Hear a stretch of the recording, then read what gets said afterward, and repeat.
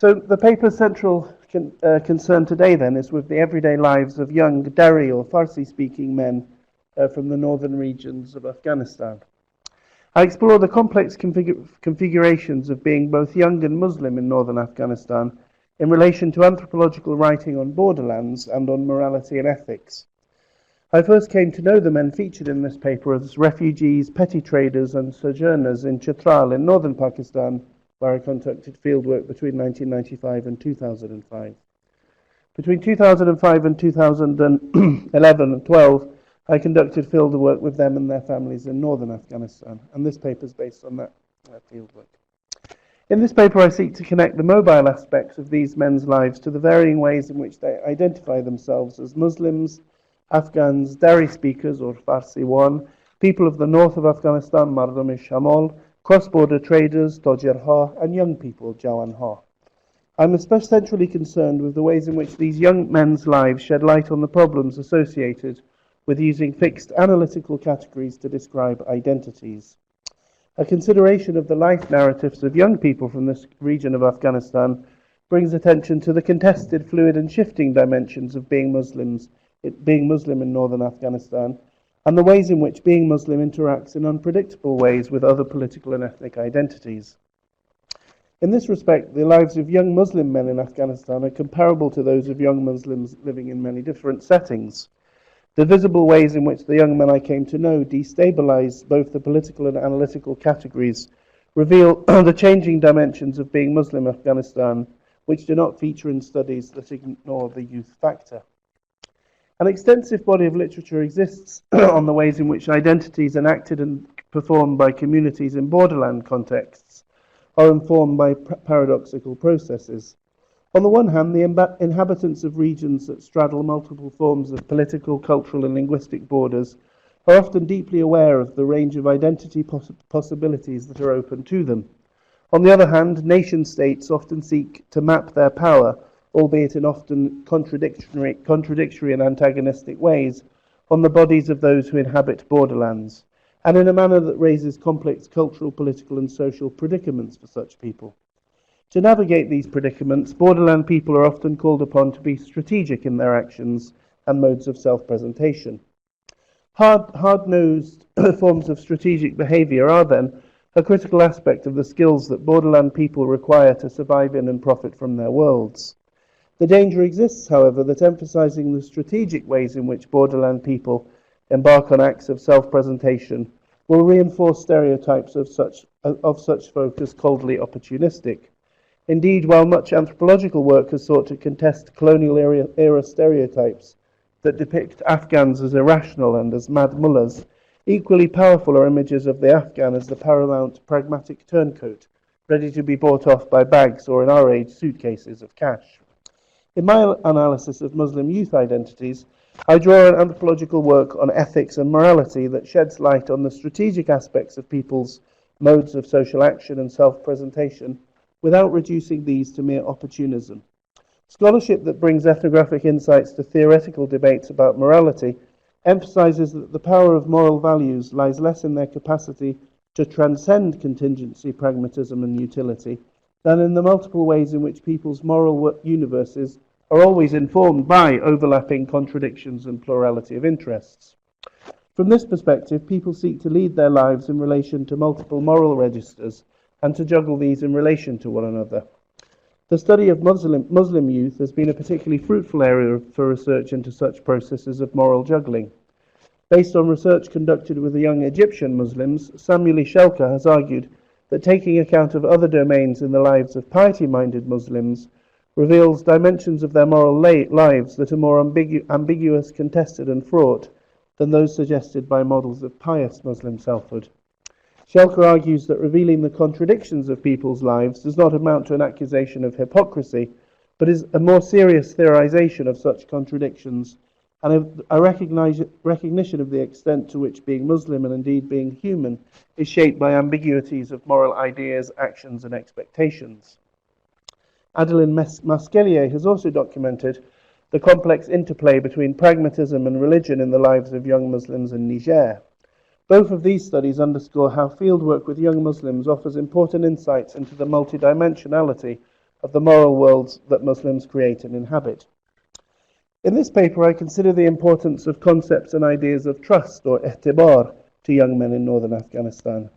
In the 21st century, anthropological work on trust has moved beyond merely inquiring into the conditions that facilitate trust, to explore the work that concepts of trust perform in particular contexts, the ways in which these and ideas about mistrust constitute one another, and how ideas about both sharing and deceiving make particular types of relationships, moral concerns, and ethical practices simultaneously visible and invisible. Young Afghan men see their daily lives as being distinctly shaped by the experience of mistrust, or be'etibari. Mistrust, moreover, weaves its way across a range of social domains, including family life, religious affiliation, and business relationships. I explore the continuum along which young men set to the task of leading a life in a world that they characterize as being one of mistrust. At one pole, young men establish relationships of trust that are largely dependent on varying forms of reformist Islam. At the other, the world of mistrust in which young people learn to live is a pragmatic imperative of daily life. I emphasize throughout that learning both how to develop relationships of trust and how to live in a world of mistrust is critical to the experience of being young in northern Afghanistan. These are also skills that young people must carry with them throughout adulthood. In order to address these issues, I focus on the life trajectories of three brothers from the northern Afghan town of Kunduz.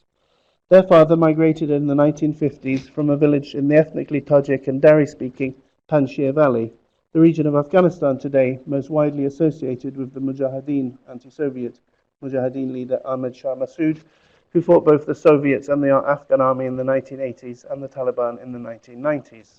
So that's Peshawar is where Dasht-e-Rawat, that's the village of the father. The family identifies itself, as do other people of a similar regional background, as being part of Kunduz's significant Panjshiri community.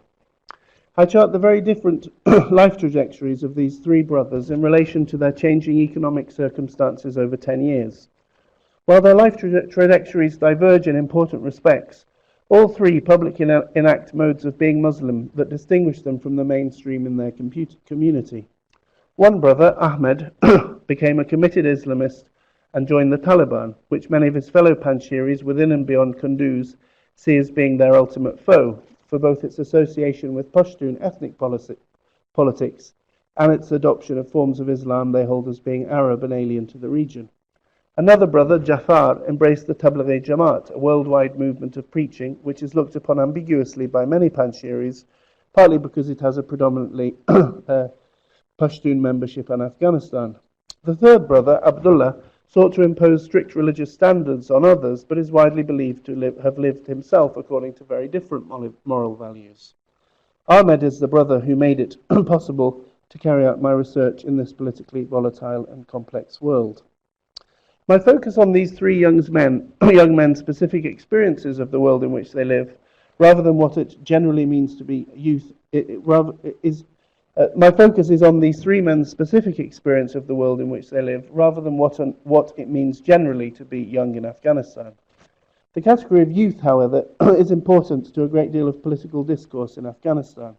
Historically, the youth, or Jawan Ha, have played a key role in the country's politics through their participation in Muslim youth organizations in the 1960s and in multifarious youth organizations, or Sazman-e Jawan Ha, established and organized before and during the rule of the Soviet-aligned People's Democratic Party of Afghanistan.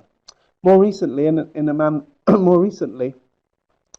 discourses concerning the state of Afghanistan's youth are often connected to political processes in the country and to competing visions of its future. After the defeat of Taliban in 2001, whose fighters were themselves characterized by many as Afghanistan's war orphans by US and Allied forces, many talked about the need to allow a new generation, or Nasl-e-Now, to come to age. Young people whose lives had not been scarred by war were optimistically held up both within and beyond Afghanistan as being the country's future. The importance of young people as opinion formers is clearly visible in the country. Established political leaders often court the backing of young men in order to win political support in local contexts. Having risen to high positions in the Afghan state, perhaps as a result of their being a bodyguard or secretary to an influential figure, or being the organizer of a youth committee or newspaper, these youth leaders are considered to be an important addition to a politician's public profile. 13 years after the establishment of a post-Taliban government, and that's quote unquote, there was growing cynicism in the country about an optimistic future led by Afghanistan's youth. The same new generation has played an active role in the violent conflict in the country, both as recruits for NATO-led forces and as insurgents fighting alongside the Taliban. The public and official discourses about youth interact with local understandings of what being young means. As elsewhere in the region and beyond, in northern Afghanistan, many people argue that being young has less to do with age and generation and more with a certain set of social and cultural practices. These practices associated with being young, or Naujawani, in northern Afghanistan revolve around a person's capacity to lead a full-hearted life, or a zindagi-e-zinda dil, regardless of their age or social position. Thus, my friends who have grown-up children tell me that they seek to relate to their sons as friends or dust, rather than being stern family patriarchs or padar. Doing so ensures that they lead a full-hearted life and do not become heavy, qawi, and austere or zisht. It is widely acknowledged that in the context of chronic insecurity, war and violence, not only is the attempt to live an indefinitely youthful life often thwarted, but also many people in the country actually have little opportunity to experience youthfulness per se. In this sense, in addition to registering a moral or ethical idea, being youthful indicates worldly success and achievement. Many of the young men I know share these contradictory understandings of youth, which range from the notion that a new generation of youth will ensure the country's stable future, to the idea that successive generations of youth have been rendered bad or kharab by years of conflict. Kunduz itself is some 60 miles from the Afghanistan-Tajikistan border and is one of northern Afghanistan's most important bazaar towns. Starting in the 1940s, it became a centre of immigrations for Afghans from other regions, and given its rich agricultural land and the opening of cotton and sugar factories there in the 1950s, its bazaar expanded rapidly. Abdul Rahman Khan, the Emir of Afghanistan between 1880 and 1901, settled Pashtun families there during his reign. Later, the Bolshevik Revolution in Central Asia, that's in the 1920s, led to an influx of Dari, Uzbek and Turkmen families fleeing the establishment of the Soviet state in their home regions. These historical events and state policies contributed to the emergence of Kunduz as an ethnically diverse town and province. Kunduz people have witnessed and participated in much violence since 1979. The town was a site of protracted conflict between the pro-Soviet PDPA and the Mujahideen in the 1980s, and during the 1990s the town and province experienced a conflict involving the predominantly Uzbek militia and political party, the Janbashi Milli Islami, and the largely Tajik Jamaat-e-Islami. The region was also a key battleground between the largely Pashtun Taliban and the Northern Alliance, or the Somali Ittihad, a diverse collection of groups that involved people from varying ethnic backgrounds, but increasingly came to be perceived within and beyond Afghanistan as an alliance of Dari and Turkic-speaking peoples. The end of the Taliban government in late 2001 did not signal the demise of the movement's influence in Kunduz. Since 2007, Kunduz province has been the epicenter of the Taliban insurgency in northern Afghanistan. On the one hand, the province's Pashtun communities have formed a key northern support base for both the Taliban and other political movements active in the insurgency, such as the Hizb-e-Islami party. On the other, the success of the Taliban in the north has brought to light how support for this movement is not determined by ethnic allegiance alone. The insurgency increasingly has earned the backing of people from a wide variety of communities. The Taliban leaders, far from seeking to earn prestige by affiliating themselves with Islamic causes of a global stature, have depicted the movement more consistently as the guarantor of an all too tenuous Afghan national sovereignty. Panshiris have a long history of migrating out of their high mountain valley to towns within and beyond the country. Kunduz Panshiris hail from different villages in the valley, and their particular village of origin often shapes their economic activities in the town in significant ways. The brother's father's village lies in the upper reaches of the Panjshir Valley in Dasht-e-Rawat. His people have been active participants in long-distance rural trade networks for a long time. The village lies close to a mountain pass that connects the valley to the northeastern province of Badakhshan. Villagers have thus been active in the regional and cross-border trade of woolen hats, meat and butter. Emeralds, or zamrud, were discovered near the village in the 1950s, and the people there were well positioned to profit from this trade. While emerald merchants were previously often Kabul-based, villagers from this part of Panjshir are now active dealers in emeralds in Pakistan, Afghanistan and elsewhere, including Jaipur, Hong Kong and Moscow. Popular stereotypes often depict people from this region of Afghanistan as forming an almost ethnic and homogeneous political group, united in its allegiance to the leadership of and memory of Ahmad Shah Massoud. A recognition of the historic participation of Panjshiris in complex trading networks and circuits of movement, by contrast, points towards their status as trans-regional merchants endowed with the capacity to inhabit interstitial and even cosmopolitan linguistic, political, economic and cultural spaces. Panjshiris are now an established feature of Kunduz's political and social landscape. A Panjshiri represents the town's highly diverse population in parliament in Kabul, for example. Panjshiris maintain ties of kin to their ancestral villages in Panjshir, although they only infrequently visit their villages, mostly during the summer. Whilst not necessarily wealthy, most Panjshiris living in Kunduz are considered by other people to be well off. They own houses in the city, and many have also built new concrete houses and plots on land outside. Most of these families derive their principal income from trade and business. Panjshiris are involved today in the sale of precious stones, used cars, and spare car parts. Since the opening of a bridge crossing the Amu Darya, which is the river that divides Afghanistan and Tajikistan, Panjshiris have also played an active role in the export of Pakistani cement, fruit and vegetables to Tajikistan, a country to which some have been dispatched by their relatives to open trading offices. During the period of the Taliban between 1996 and 2001, many of these families, like that of the brothers I worked with, left the city. Some returned to the Panjshir Valley after the defeat of the Taliban, during that period, although most no longer had homes there, having left decades before. At that point, the valley was suffering from severe food shortages due to a blockade imposed on it and other regions of northern Afghanistan by the Taliban. As a result, many Kunduz Panjshiris left the town to join relatives elsewhere in Peshawar, Karachi, and in Chitral, northern Pakistan. So that's in the top right of the map. As a result, some were sent abroad and are now migrants and refugees across Europe and especially in the United Kingdom, a setting in which many young men require the financial support of their Afghanistan-based trading relatives in order to pay their rent and daily expenses. Those who stayed in Kunduz during this period were treated in different ways by the Taliban. Some families were treated with considerable cruelty or zulm by Taliban officials and foot soldiers, especially when Taliban officials knew they had brothers or relatives fighting against the Taliban, while other Kunduz Panjshiris say that although life was hard during the Taliban years, not all people from their valley had a difficult time. If they were not involved in anti-Taliban Northern Alliance activities, or if they owned businesses and trading operations in Kunduz upon which the Taliban depended, such as shops selling vehicle spare parts and fuel, then the officials largely treated them fairly. The family of Ahmed and his brothers was even allowed to keep a satellite dish on their house by the Taliban so long as they hid it underneath plastic bags. Interethnic relations between Dari, Uzbek and Pashto speakers in Kunduz are often coloured by a degree of animosity fed both by past conflicts and by the national level political dynamics in Afghanistan.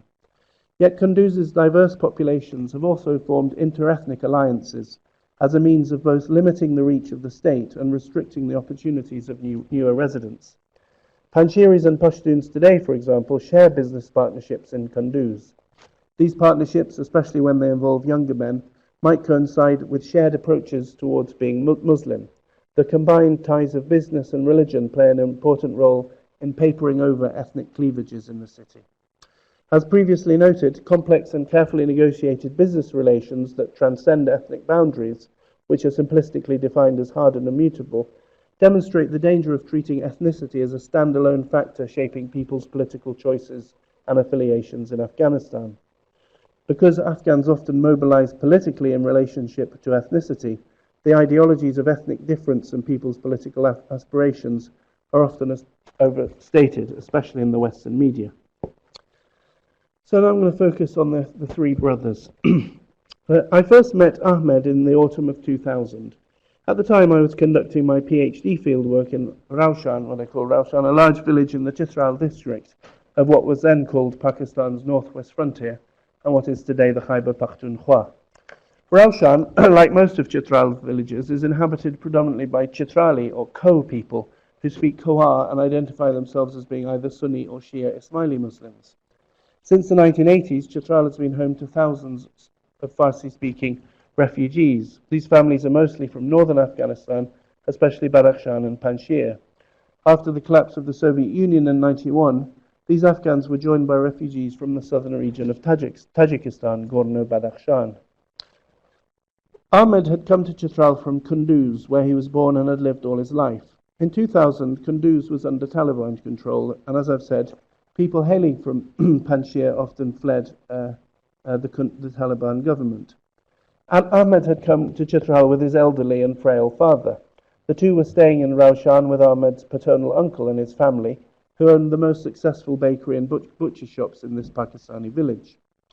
Sometime in 2001, before the collapse of the Taliban government, Ahmed and his father returned to Kunduz. His father was healthier, having been treated in the hospital in Chitral run by the Aga Khan Foundation, and so they decided to return home. I next met Ahmed in Kunduz in 2006 when I travelled to Afghanistan to meet Afghans who had returned home from Chitral from 2002 onward and settled in cities, especially Mazar-e Sharif, Kabul and Kunduz, as well as in their home villages and valleys. Ahmed's two brothers, Abdullah and Jafar, were both older than him. Abdullah initially jointly owned a petrol pump with their father and a Pashtun business partner. Later he moved to Tajikistan to start a cement business there. Jafar was involved in the export of religious books from Pakistan to Tajikistan over the land route that passes through Kunduz. Jafar got married when he was about 30 in 2009. Abdullah was and remains resistant to getting married, although his reasons remain obscure. Since the opening of the bridge between Kunduz and Tajikistan in 2007, many people from Kunduz and beyond have opened trading offices at the border town of Sherkhan Bandar, and Abdullah started to transport Pakistani cement and oranges to Dushanbe. A fourth brother, Atiq,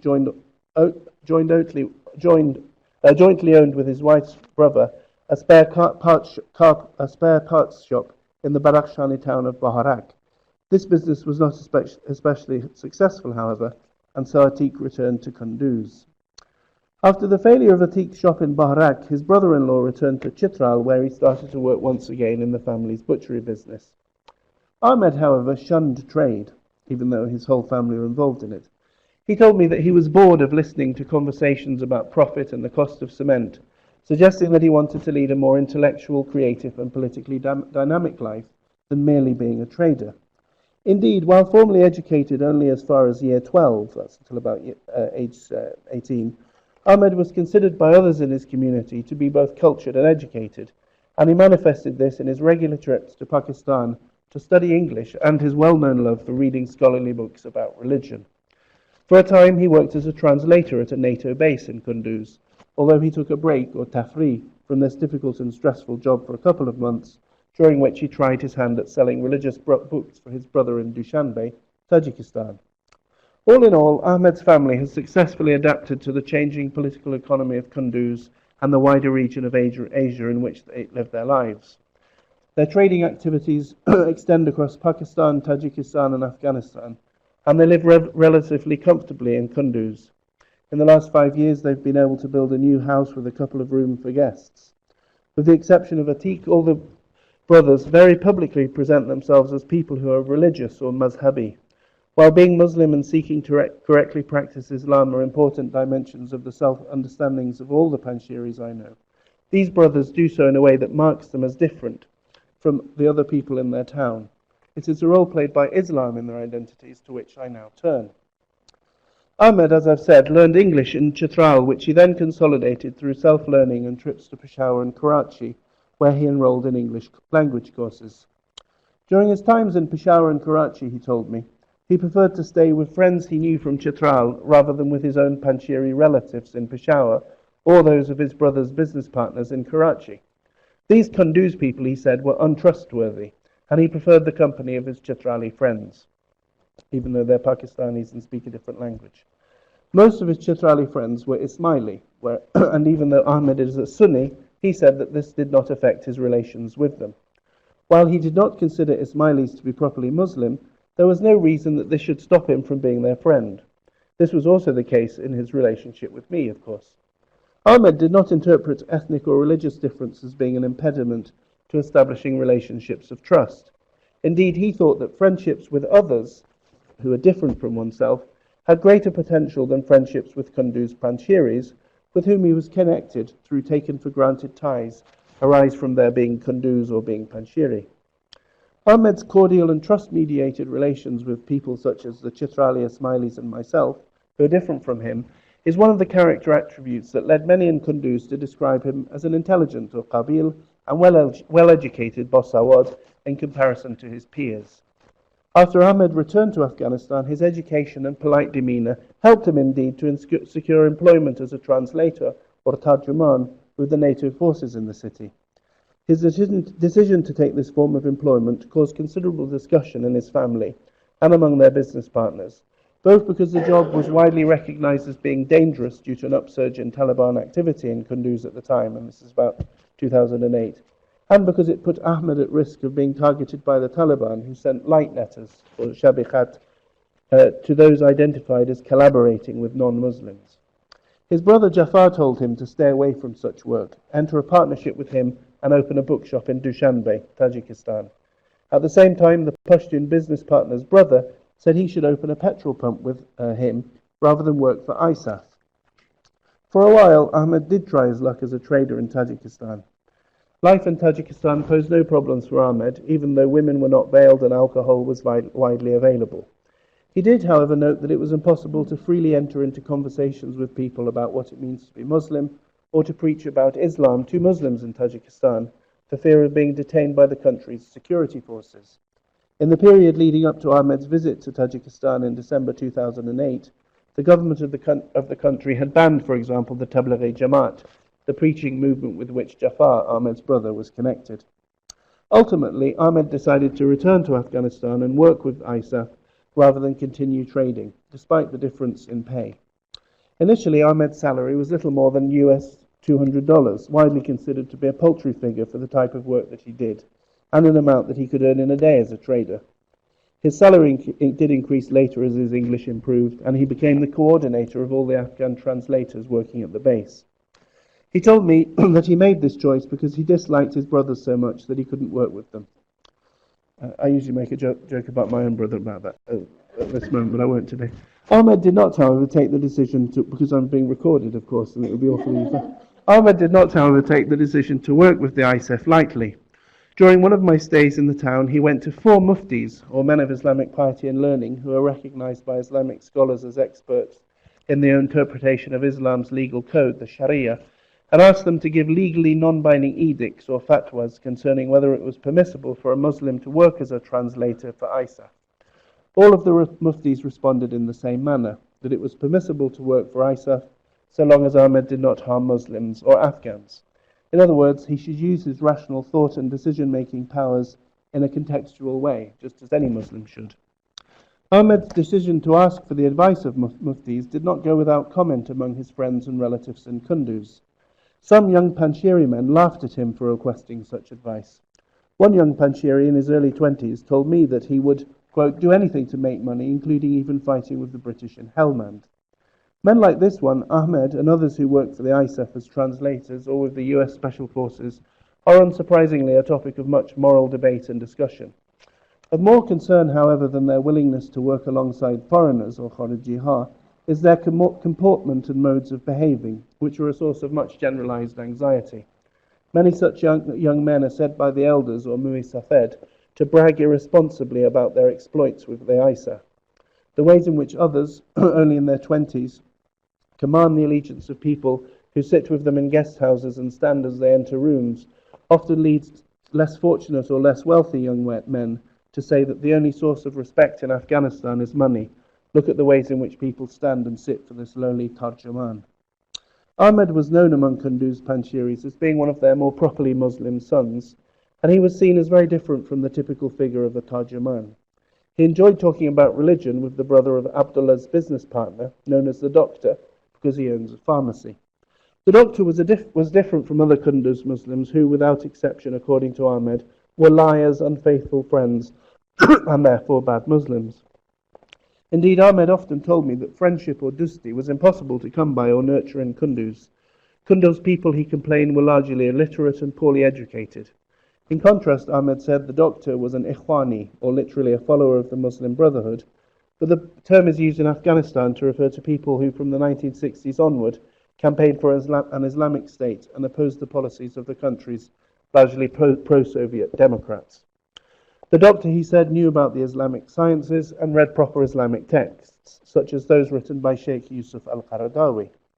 At one level, this meant that he and the Doctor could talk about things other than trade, something Ahmed found impossible to do with other Kunduz people.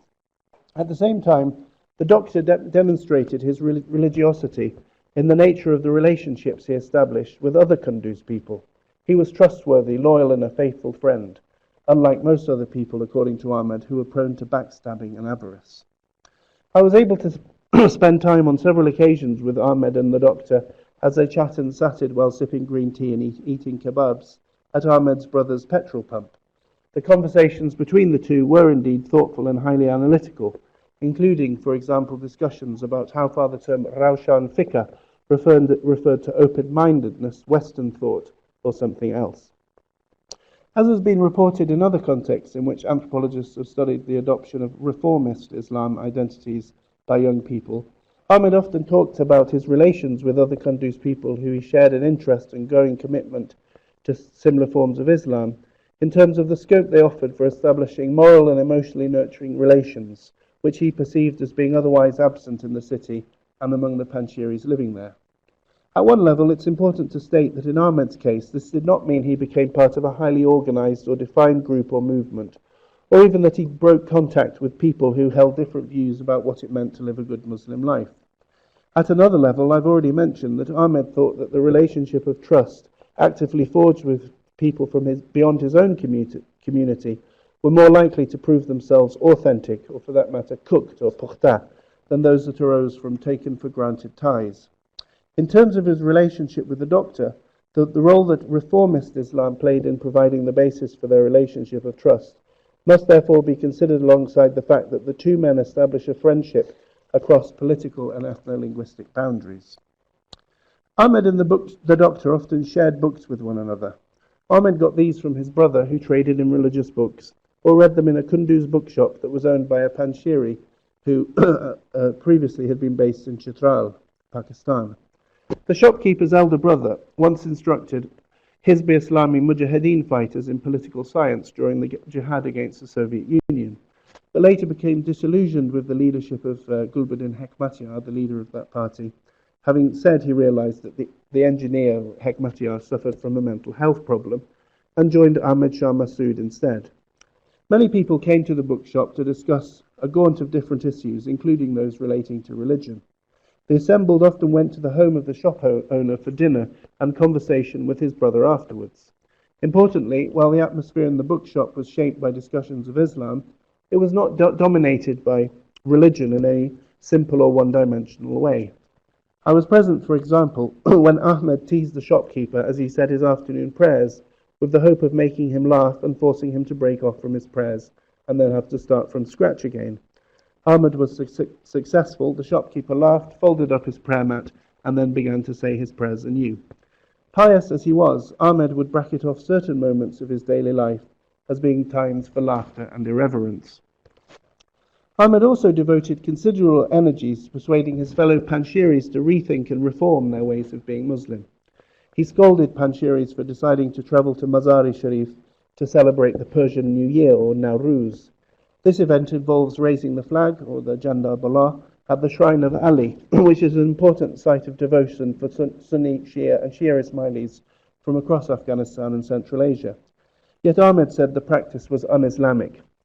Indeed, while he was often happy to travel with me to different types of spaces in the town, including its Buzkashi field where music is played, he refused to travel with me and another of his friends to Mazar on the occasion of the Persian New Year.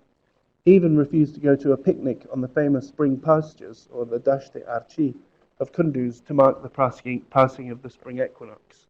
Partaking in celebrations on any day other than the two Eids, he said, is a sin, which constitutes shirk or associationism, and may lead to the person being sent to hell in the next life. Importantly, Ahmed was not opposed to people enjoying themselves per se, just not on the day of Nowruz. We can go to the pastures on any day of the year, and you can do as you please, although I plead you, just not on the day of Nowruz. After August 2010, the pastures to which Ahmed refused to travel during Nowruz became widely known and the focus of discussion in and beyond Afghanistan for another reason. They were the site where a woman and a man who had eloped fled to Pakistan only to be invited home before being accused of adultery had been stoned to death.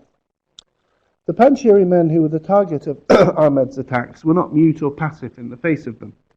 They often told Ahmed that they disagreed with what he was saying. What harm can watching a flag-raising ceremony at the shrine of Ali in Mazar, they asked, do to our faith? They did not worship at the shrine like other Muslims but just went there in order to see the events and pass the day in happiness. They asked, what is the sin in being happy? Importantly, Ahmed maintained good relations with these people, and he had stated his opinions about religion in a humorous way. During his time in Tajikistan, for example, he often received guests from Kunduz who, while travelling there for trade, also took the opportunity to enjoy the city's luxuries. Many Kunduz people, including Ahmed, called Dushanbe, the capital of Tajikistan, the city of beautiful girls, or Shari Dukhtarai Zeba. All Afghans are like this, he used to remark. There is nothing we can do to stop them.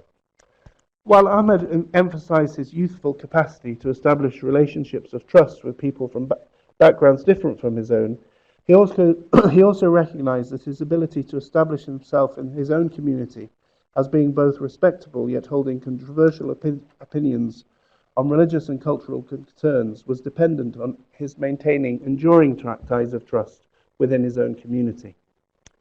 Ahmed enacted and displayed his religiosity in a very different way from Jafar, his brother who transported and sold Islamic books. Like Ahmed, Jafar was religious in a self-conscious manner, and also like Ahmed, he enacted his religiosity in a way that was different from many other Panjshiris in Kunduz, principally because he talked about religion in terms of it being an objectified, if not ideological, dimension of his world.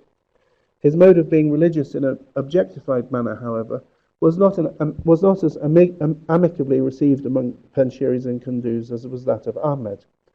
Jafar was a member of the Tablighi Jamaat, the Deobandi-derived worldwide movement of preaching and piety that was founded in India and is today an especially powerful force for religious transformation in South Asia and its diasporas. Jafar, when in Kunduz, spent most of his evenings preaching in mosques or listening to groups of Tablighi preachers. Very often, however, he was not in Kunduz at all, but on the preaching tours that are one of the central ways in which the Tablighis seek to impart their piety and knowledge of key Islamic rituals, especially daily prayer or salat, to others. They do so with the aim of strengthening both their own observation of religious practices and the faith of those to whom they preach. Such preaching tours took Jafar into parts of Afghanistan that other Panjshiris I met in Kunduz said they would never visit. They said that these places, such as the districts or Waluswali of Nangarhar province, are populated by pro-Taliban communities or hostile to Dari or Farsi speakers such as themselves. Yet in the winter of 2008, Jafar took his 80-year-old father on a preaching tour to these parts of Afghanistan. According to many of the Panjshiris with whom I spoke, taking such an elderly man who had already been on Hajj and so did not really need to accrue yet more religious credit to such areas of Afghanistan was foolish, if not downright inhumane. I was told that this trip nearly cost the elderly man his life, and he was never again healthy in the way that he had been before he left. Jafar's constant trips to Pakistan on preaching tours were also a source of concern among other close relatives, especially his in-laws. He refused to come back from one tour when his child was born and his wife was sick in the hospital. Moreover, he was not present on the day his mother was buried, and he refused to return to be with his family and receive the many guests who were offering their condolences. Although Jafar was not seen as having actively rejected his family, because they embraced forms of religious conviction different from his own, Those who knew him certainly did argue that his level of commitment to the Tablighi Jamaat was disproportionate and unbalanced. This had led him to neglect an equally critical component of being a good Muslim man, devotion to the family. Also significant in shaping the fragile relations between Jafar, his family, and the wider Panjshiri community in Kunduz was what many people interpreted as the complex types of political affiliation that inevitably emerged as a result of Jafar's membership in the Tablighi Jamaat. His choice to travel and to forge friendships with Pashtun speakers was seen as a signal of Jafar's questionable loyalty to kith and kin. I've been told how valuable and important travel is as a way of testing and maintaining trust in this region of Afghanistan. Jafar's decision to journey with his Tablighi friends then was interpreted as a sign of his growing commitment toward them. As Ahmed did, Jafar sought to forge relationships of trust with men who identified both with an ethno-linguistic community different from his own and with a particular form of reformist Islam. Yet while Ahmed sought to balance such relationships of trust and the ties that connected him to other Kunduz Panjshiris, Jafar increasingly acted in a manner that suggested he valued one sphere of relations over the other. For this reason, many Panjshiris in Kunduz refused to have much to do with Jafar. Abdullah was older than both Jafar and Ahmed. Ahmed often said that it was ultimately his intense dislike of Abdullah that led him to join the ISAF as a translator rather than enter the family's gas station business, or petrol pump business. I cannot spend 3 hours in the same room as this crazy, let alone join a business with him. Abdullah was known among Panjshiris in Kunduz for being a mullah. As is the case in many other South Asian Muslim societies, they deployed this term in more of a derisive than a respectful manner. As with Jafar and Ahmed, Abdullah was known by people in the community for, quote, talking a great deal about Islam. Yet while Ahmed was largely respected for holding learned, if not authoritative, views about religious matters, and while Jafar was recognized by some for being committed in his practice of basic Islamic rituals, many of the people with whom I spoke saw Abdullah's talk about religion as just that, talk. He sought to reform the lives of his friends according to Islamic principles, but according to many of the people I know, he was far cruder than the polite and witty Ahmed. He told people, for example, not to smoke because doing so is haram. During his daily prayers, he shouted at people to encourage them to join him in performing their duties or farz as Muslims. There was also much conversation in Kunduz about Abdullah's less than morally pure past, and how he might be less strict with his moral behavior and less fastidious in remembering Allah on his visits to Dushanbe in Tajikistan. As already mentioned, Dushanbe is a place where conventional forms of morality and Sharia law do not apply. While it was expected that Abdullah, like many other people, would act according to different registers of behavior as he crossed and navigated the borders that shaped his world, a young man should navigate between such moral registers in a manner that clearly points towards the underlying forms of his social competence and skill. By spending all of his money, falling into debt in Dushanbe, and not even being able to return to his home on the day of his mother's death for fear that he would be kidnapped for ransom or worse by those who had provided him the money to travel and trade in Tajikistan in the first place, Abdullah failed to demonstrate the forms of social competence and skill that are rewarded with respect.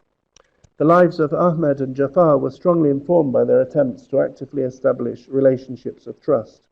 Abdullah's life trajectory reflects what is arguably a more common way for the town's Muslims to navigate the complex moral terrain in which they live, learning how to withstand and survive the experiences of mistrust and the accusations of untrustworthiness that are a pervasive aspect of life in the town, and learning how to carry these skills into adulthood. How did Panjshiris generally talk about the varying religious convictions and identities of these three brothers? Jafar's activities were the focus of scorn and resentment on the part of many Kunduz Panjshiris, even though he was active in the Tablighi Jamaat, a purportedly apolitical movement of religious preaching and purification. Jafar's style of religiosity provoked scorn for two main reasons. First, his style seemed to suggest to Panjshiris in Kunduz that here was a man who lacked the proper level of moral and social commitment to both his immediate family and the wider community. At one level, this was illustrated in his reckless decisions to take his elderly father on a preaching tour and to abandon his wife as she gave birth to their son. At another level, it was manifested in the types of people with whom he chose to spend his time.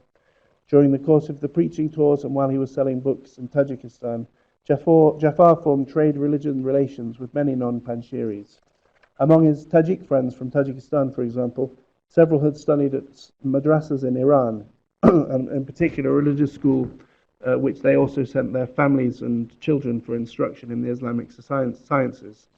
On their visits to the Kunduz, these men often made scathing comments about Afghanistan's resistance leaders and religious scholars from the anti-Soviet era. These so-called leaders, Rahbar, they said, were not Muslims and knew nothing about Islam. Some of these Tajikis had come to the attention of the town's security officers, many of whom were former Northern Alliance Jihad commanders. Ahmed was advised to steer clear of them. Like Ahmed, Jafar held ideas about Islam that were not in keeping with the community. But Jafar combined these views with processes of progressively extricating himself from the moral and social obligations of Panjshiri community life in the town, and he made friends with Tajikis who were openly critical of the Mujahideen. As a result, his political affiliations were the focus of much greater scrutiny than Ahmed's. For many in Kunduz, the least problematic of all the brothers was Ahmed. Though some saw his rather unforgiving attacks on local Muslim practices as being extreme, almost everyone saw him as doing and saying things out of a combination of learning, knowledge, and good faith. And they were impressed by the educated or basawad manner in which he made his arguments and sought to persuade those to whom he talked about their validity. Almost all agreed that Ahmed's future was bright, and Ahmed sometimes behaved as though he believed this too, speaking to his mobile phone as though it were the type of walkie-talkie used by Ahmed Shah Massoud in the days of the anti-Soviet and Taliban jihad, for example.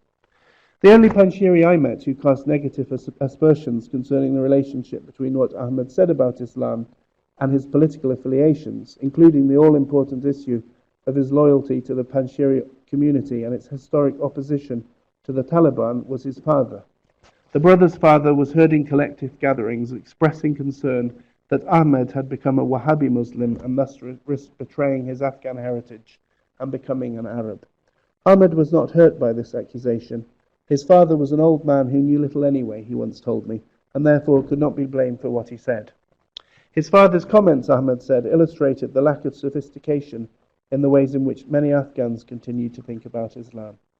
Nevertheless, the nature of Ahmed's relationship to his father underscores the extent to which, even in a trading community such as this, in which it would be easy to assume that ties of trust between kin explain business success across time and space, kinship relations are experienced in decidedly ambivalent ways, and this is something experienced especially actively during youth. While Ahmed avoided a protracted dispute with his father, he was nevertheless deeply concerned about the wider implications of his father accusing him of becoming a Wahhabi and an Arab.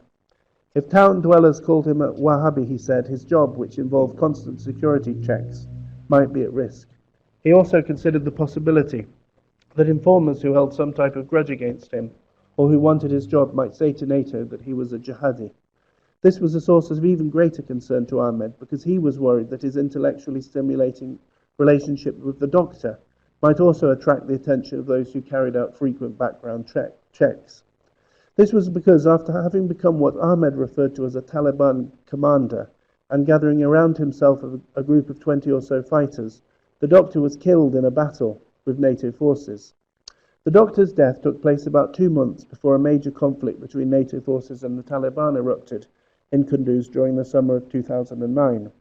Panjshiris I knew in Kunduz and others whom I had met that summer in a trip to Tajikistan evaluated the doctor's death and his support for the Taliban in complex terms.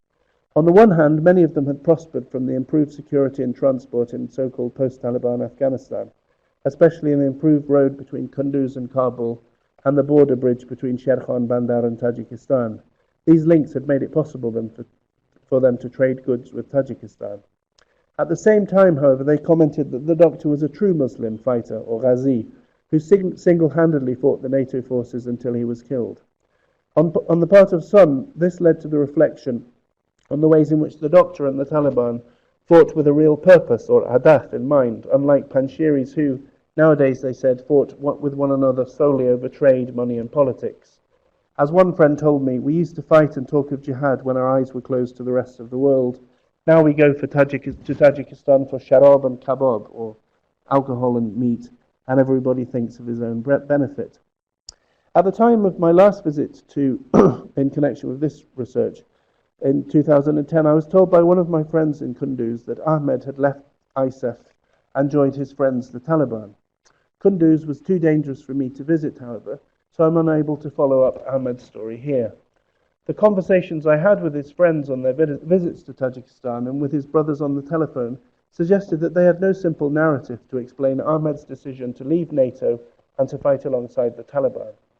At first sight, it would be easy to use Ahmed's decision as an indication of there being a direct relationship between his belief in reformist Islam and his support of the Taliban insurgency. While Taliban thinking on matters relating to morality, politics and jihad is most usually connected to the Deobandi school of reformist Islam than with so-called Salafi teachings, Ahmed and the doctor's enactment of identities framed in terms of their being Salafi perhaps signals a more varied intellectual composition of Taliban thought, at least in Kunduz, than is usually acknowledged. Such a perspective, however, would overlook equally important contextual factors that are critical to fully situating Ahmed's transition from a refugee from the Taliban in the late 1990s, whose best friends in Chitral were Ismailis, to a translator for NATO and eventually to a Taliban fighter. As much as religious belief, these factors may well have been important in shaping his decision-making process. Most obvious were his experiences in ISAF. He has obviously seen and understood important things, said Afghan friends to whom I told Ahmed's story. They were implying that during his time as a translator in ISAF, Ahmed had either been badly treated by foreigners or recognized that this organization's true role in the country was different from its stated aim of bringing peace and security to Afghans, and thus his experiences as translator were critical to his decision to join the Taliban. Moreover, the attitude of northern Afghanistan's Pashtuns towards the Taliban have undergone significant changes since 2009, to the extent that the Taliban is no longer best thought of as being solely Pashtun in its social composition. I will, however, never be able to explain with any certainty nor talk with Ahmed about his reasons for becoming a fighter with the Taliban, or about whether his shift in allegiance was best framed, as his friends in Kunduz put it, as a political choice. Ahmed was killed by the US and Special Forces during a raid on the house in which he was hiding in the Chardara district of Kunduz province in January 2010. In the days before his death, Ahmed had talked by phone to the owner of the bookshop mentioned above, something that Ahmed did in secret and when he was sure that he was not being watched by his Taliban associates. The brother of the bookshop owner informed Ahmed that he should leave the Taliban as soon as possible and return home because there was going to be a new and dangerous operation in the area where he was, which would inevitably cost him his life. While a clever boy, this man told me on the telephone, Ahmed had a mental problem, or taklif-e-asabi, which had resulted in him making the wrong choice. Ahmed had decided to stay. For some Panshiris, Ahmed's association with the Taliban challenged so deeply the political affiliations of their community that it could only be understood through Ahmed having lost his insanity. So to conclude then, I've sought to bring attention to the meanings and complexities of being young in northern Afghanistan. For many people in that part of the world, as is also the case in other Muslim societies, being young is not considered a stage of life, but a way of being that people should work hard to cultivate and sustain through time. In northern Afghanistan, however, it is also widely acknowledged that the chronic political insecurity means that young people grow up too fast and are thus unlikely to experience a period of youthfulness. As a result, few people are able to realize the ambition of sustaining youthfulness into adulthood. As the case of Ahmed demonstrates, moreover, young people who do strive to lead a youthful and independent lives are even more likely than others to be caught up in Afghanistan's recurrent cycles of violence. The life trajectories of the brothers discussed in this paper are different in significant ways from those of other members of their community in Kunduz. It would be a mistake to think of them as reflecting the spectrum of ways of being Muslim among young Panshiris or in northern Afghan society more generally.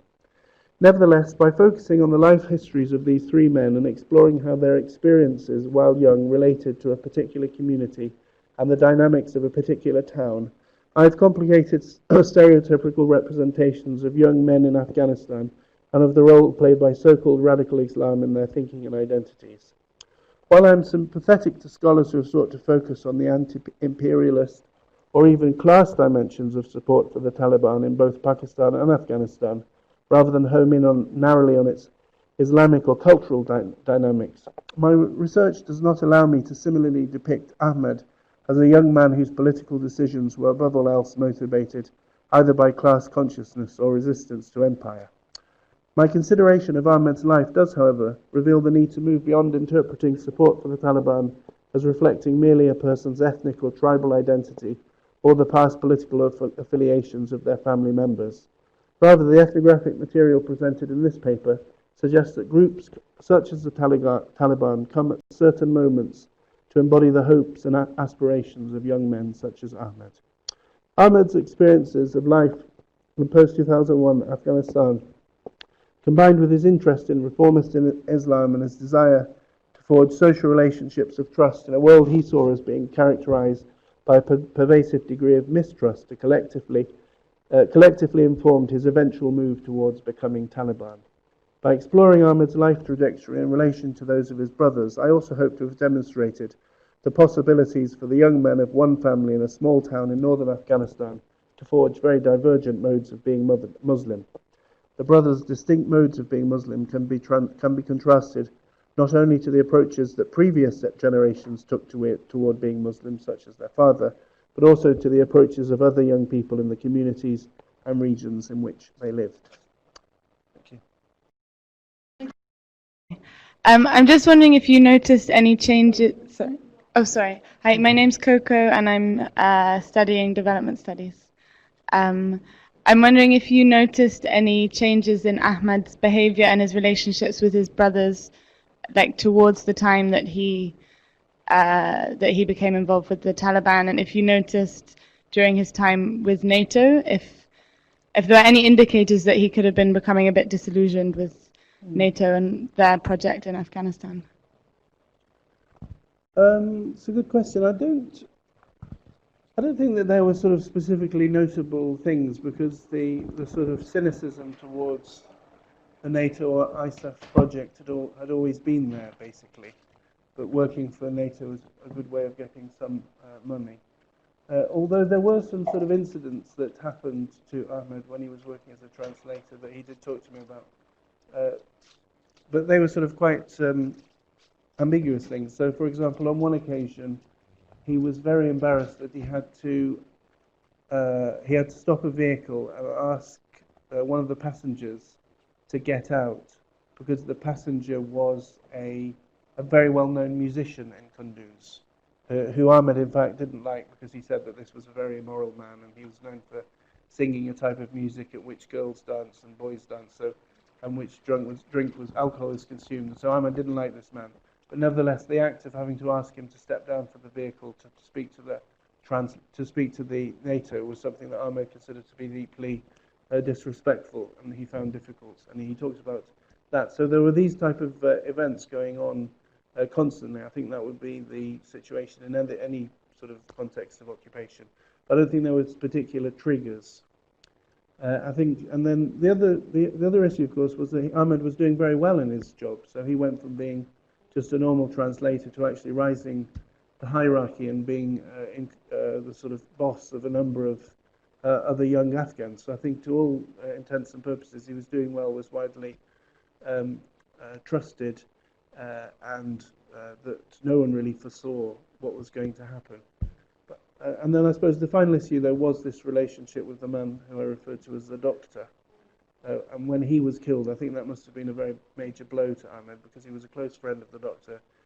They were from different quote-unquote ethnic groups. They held quite different political opinions, but nevertheless, the death of a close friend who was also a business partner of the brother and had helped them during the Taliban initial period of government in Kunduz, I think must have raised questions for Ahmed about the type of project he was in. So if anything, I would say it was the relationship with the doctor that probably made a big difference. Not in terms of being drawn by the doctor into the Taliban, but in terms of the impact of the doctor's death on Taliban, on Ahmed's thinking about the NATO involvement.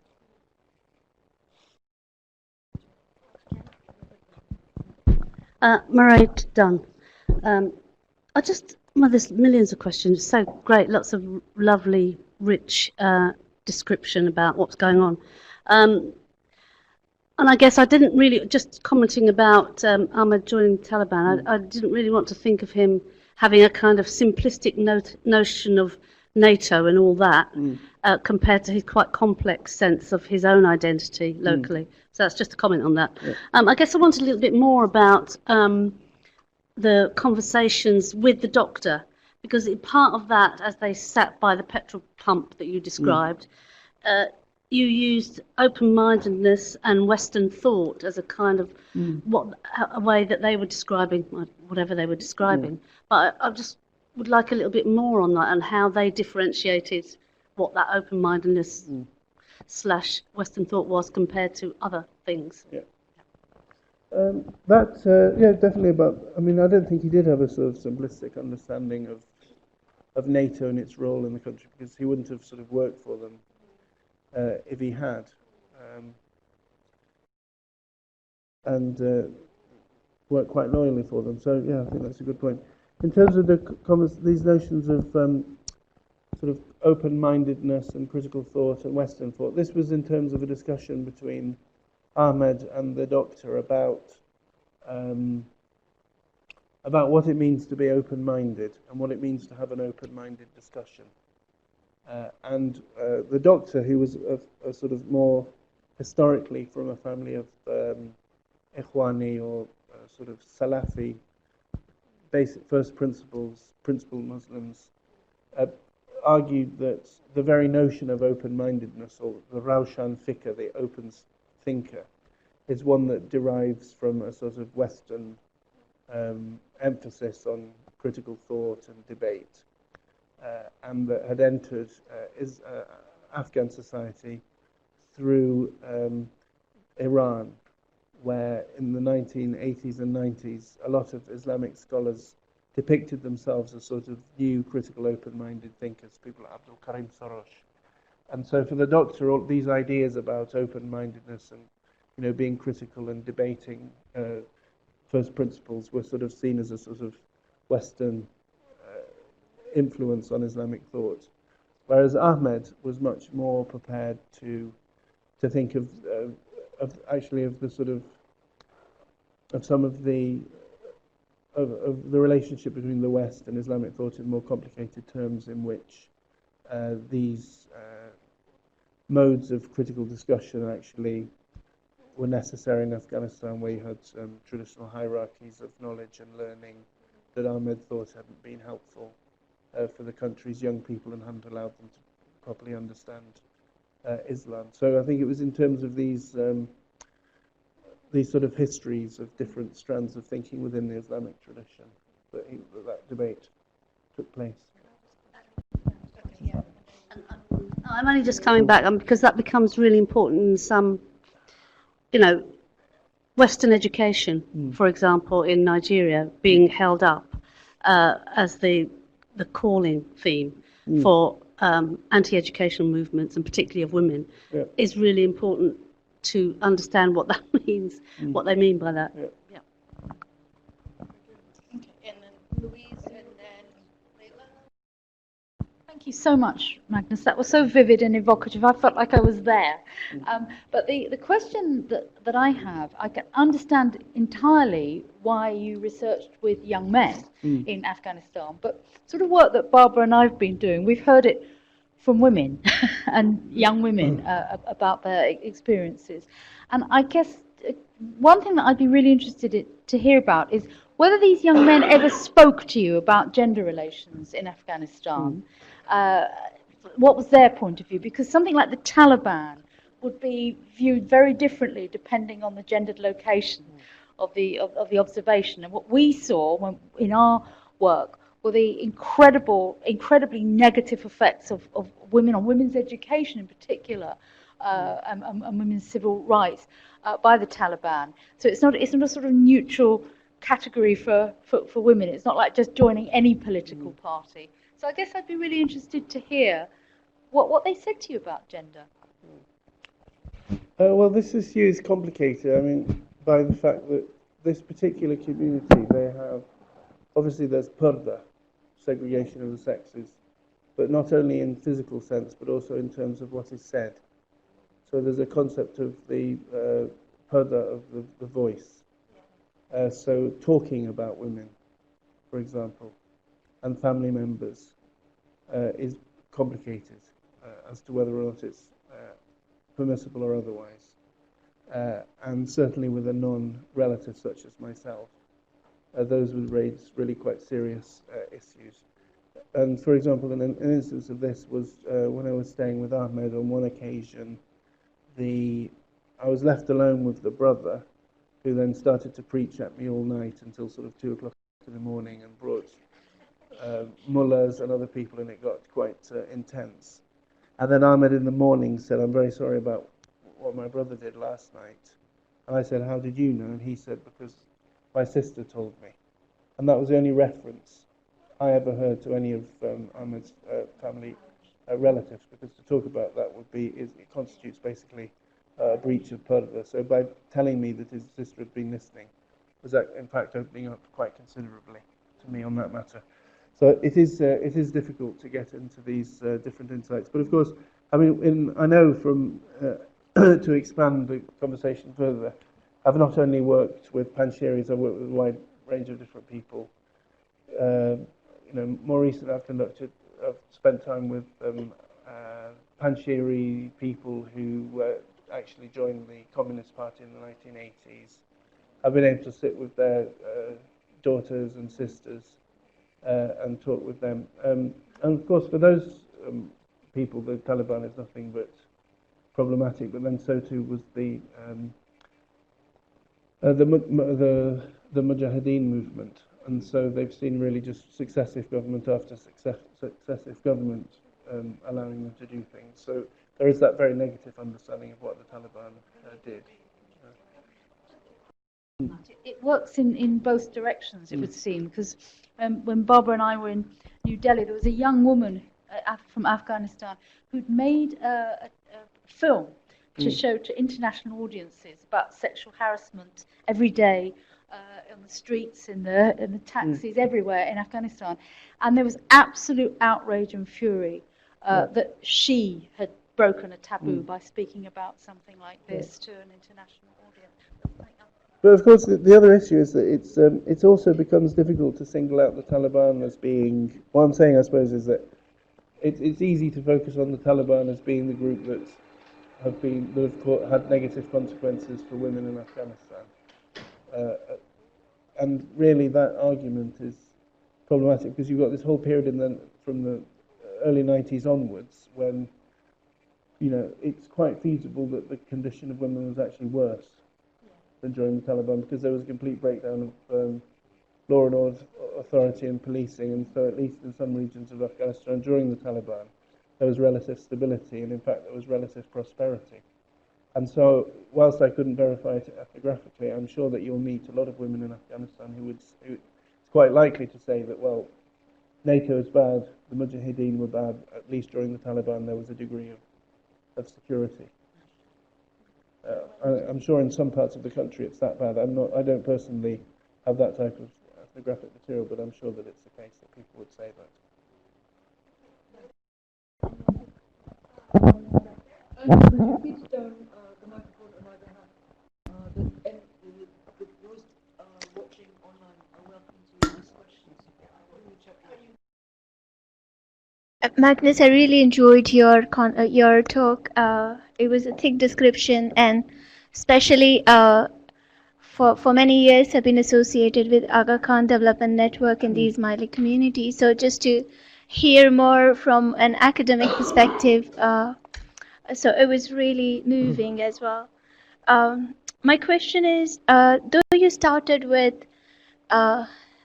plight of people at the borderland, that's where I also would like to know what kind of citizenship discourse prevails among young youth. I mean, what kind of stake do they see as citizen in Pakistan, and what can state do to create a sense of civic discourse which generates a kind of social cohesion?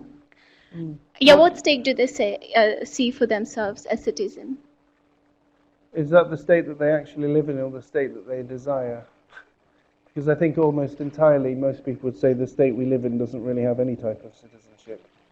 That the state we live in doesn't furnish the possibilities for, social intercourse of a sort of, in a sort of balanced manner.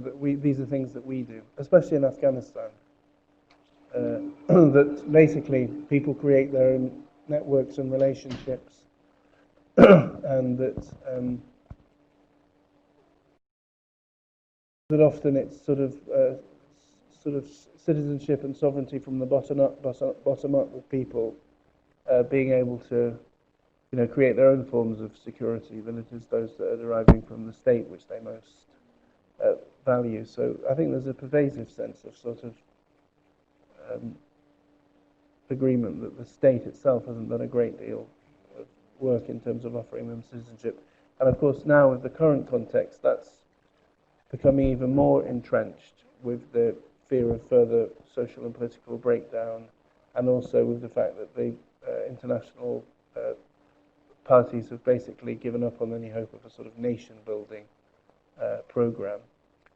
And so there's a lot of imaginaries of what the good state should be like. So for some it's a sort of ethnically pure state, for some it's a sort of pre-modern, expansive, territorial state, for some it's a functioning state, but in terms of actual structures that people live in relationship to, it's those which are created by people rather than those which derive from the state, I think, that is most important. These young people anyway. Okay, so we have one question here, and then John, and then and we're coming towards the end. So I think. Thank you. I'm Ali from Development Studies, IDS. I just wonder the reasons of Ahmed joining the Taliban. Is it possible to have some nationalistic ideas? Because the country is invaded by a foreign force, so it can be a basis to Taliban, like not just Islam. Or do they have any nationalistic ideas, especially Ahmed? I just really wonder that. They're very strong. I mean, both sort of ideas of the nation and also within the sort of population at large, and also of the nation within the Taliban, is very important. And in fact, especially after sort of 2006, 2007, a lot of Taliban discourse within Afghanistan wasn't about international Islam or global Islam at all. It was basically about place and defending the boundaries of Afghanistan and defending Afghan customs and traditions, more than it was about sort of any particular Islamic agenda. And basically that's one of the reasons why the Taliban picked up in their sort of recruits from 2007-8 onwards, when people saw little being done in the country and also violations of sovereignty. And it was the strong discourse of national sovereignty expressed by the Taliban that allowed them to come back in. And of course, a lot of, Taliban leadership itself, not all of them are sort of madrasa-trained, quote-unquote, Islamists. The movement incorporated in the 1990s people who had served for the pro-Soviet state, who were sort of, Afghan nationalists by definition. And those people were incorporated in the Taliban and played quite a major role, I think, probably, in furthering its sort of ability to speak to national rhetoric and national discourses. And especially if you look in Afghanistan, if you were to speak generally about Afghanistan, yes, of course, Islam's important in what people do, how they pray. There are lots of people affiliated with sort of Islamic parties and Islamic movements, but those things should never be over-exaggerated in comparison to the role of sort of ideas of nationality in politics. Islam is a lot about what people do, how they relate, their social relations with one another. But for most people, it's not a particularly ideological thing. And concerns about Afghan sort of national identity are as important as those of Islam. very important point. John Pryor. Just first of all, a point about it could be seen that your work is showing how somebody becomes, how somebody joins the Taliban. But I'm thinking that, of course, that's so. But what we're seeing is only part of the story because Ahmed dies.